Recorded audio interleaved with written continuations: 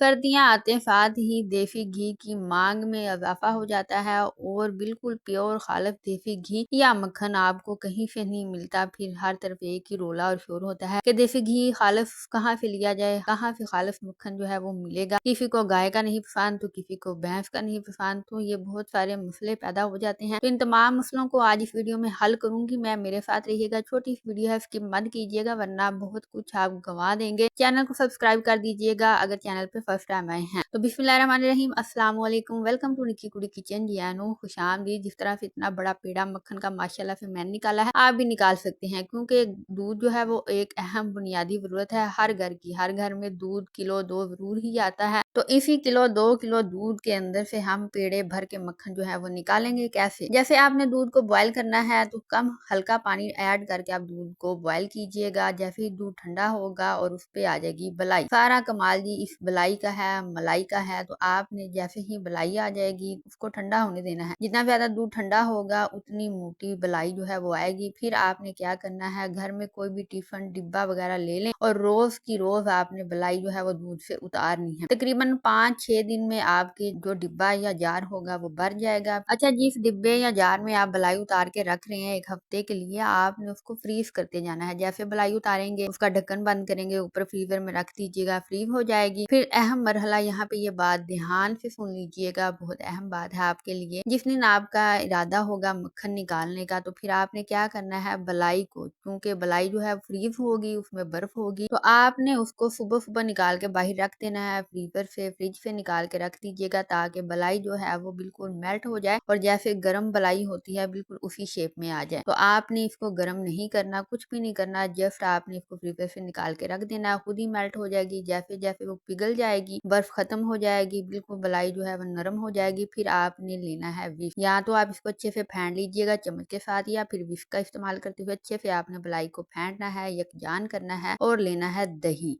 तो यहाँ पे आपने दही ले लेना है 1 चम्मच के करीब, या जितनी बलाई होगी उस हिसाब से। तो जिस तरह से आपने दूध को लगाना है जी जामन, इसी तरह से आपने बलाई को भी लगाना है जामन। पहले अच्छे से बलाई को आपने मिक्स करना है, उसको आपने यकजान कर लेना है, बिल्कुल मेल्ट हो जाए। उसके बाद फिर आपने 1 चम्मच दही लेना है और वो बलाई के अंदर ऐड कर देना है। फिर बलाई को अच्छे से मिक्स करना है और ये बिल्कुल नरम सी सॉफ्ट सी हो जाएगी और इसको फिर जी आपने रख देना है। जैसे दही लगा के हम रखते हैं दही जमाने के लिए, तो ऐसे ही बिल्कुल आपने इसको रखना है। अगर तो पूरा दिन आपने बलाई बाहर निकाली है, उसको आपने मेल्ट कर लिया है, फिर शाम हो गया, शाम को आप लगा के दही उसको कवर करके रख दें। किसी भी जगह पे आप रख सकते हैं, कोई बिस्तर वगैरह में भी आपको छुपाने की जरूरत नहीं है इसको। जैसे कि दूध को रखते हैं तो आप इसको रख दें इजीली, आराम से कपड़े में लपेट के अच्छी तरह से। फिर सुबह जब आप देखेंगे तो बिल्कुल बलाई जो है वो इस शेप में आ चुकी होगी। तो फिर आपने क्या करना है, ग्राइंडर लेना है, ये जूसर ब्लेंडर लीजिएगा, उसका जग, और उसके अंदर आपने बलाई जो है वो ऐड करनी है। तो ये चूंकि बलाई हमारे पास ज्यादा है तो हम इसको 3 हिस्सों में डिवाइड करके 3 दफा हम इसमें से मक्खन जो है वो निकालेंगे। तो पहला हिस्सा हमने इसके अंदर ऐड कर दिया है। अब यहाँ पे एक और अहम बात है, ये आप लोगों के लिए टिप है, तो जरूर इस टिप को फॉलो कीजिएगा। जैसे ही बलाई जो है आप जग में ऐड करेंगे, साथ में आपने जी बिल्कुल फ्रेश ताज़ा पानी जो है वो ऐड करना है। नल का पानी इस्तेमाल कीजिएगा, ठंडा पानी फ्रिज का आप इस्तेमाल ना कीजिएगा। और इसको आपने अच्छे से रगड़ा लगाना है। जैसे 2-3 मिनट तक आप रगड़ा लगाएंगे तो ये देखिएगा माशाल्लाह से अल्लाह ताला की कुदरत, और इस तरह से भर के जग भर के मक्खन जो है वो निकल आएगा। तो इस तरह से आप मक्खन जो है वो इजीली निकाल सकती हैं। तो सर्दियां हैं तो यहाँ पे हल्का सा जो फ्रेश ताज़ा पानी होता है नल का, वही इस्तेमाल कीजिएगा, या लाइट सा बिल्कुल हल्का सा आप उसको गर्म भी कर सकती हैं। और एक और टिप आप लोगों के लिए ये है कि अगर आप यही प्रोसीजर जो है मक्खन निकालने का आप कर रहे हैं गर्मियों में, तो गर्मियों में बर्फ का ठंडा पानी जो है वो इस्तेमाल किया जाता है। तो आई होप आपको समझ आ चुकी होगी। तो इस तरह से बिल्कुल फ्री में आप घर में मक्खन जो है वो निकाल सकती हैं, जो कि 3500-4000 रुपए किलो मिल रहा है। वो घी भी आप इसका निकाल सकते हैं, कुछ लोगों को मक्खन खाना ज्यादा पसंद है। अच्छा जी, एक और बात ध्यान में रखते चलें कि अगर आपको पता नहीं कि पानी कितना ऐड करना है तो वो भी मैं आपको बताती हूँ। जब आपने बलाई ऐड कर देनी है उसमें आप फर्क करें, 1 गिलास पानी ऐड कर रहे हैं लेकिन वो ग्राइंडर जो है वो ब्लेंड नहीं कर रहा अच्छे से, फिर आप हल्का सा थोड़ा सा और पानी इसमें ऐड करें, बस इतना कि इसमें ये अच्छी तरह से घूम जाए, जैसे शेक हो जाए। तो इस तरह से आप पानी का हिसाब रख सकते हैं। ज्यादा पानी नहीं ऐड करना, बस इतना ही आपने ऐड करना है जिसमें जो ब्लेंडर है वो अच्छे से ब्लेंड कर दे इसको। तो इस तरह से ये देखिए हमने पहले हिस्से में माशाल्लाह से इतना ज्यादा मक्खन जो है वो निकाल दिया है। अब आ जाती है इसकी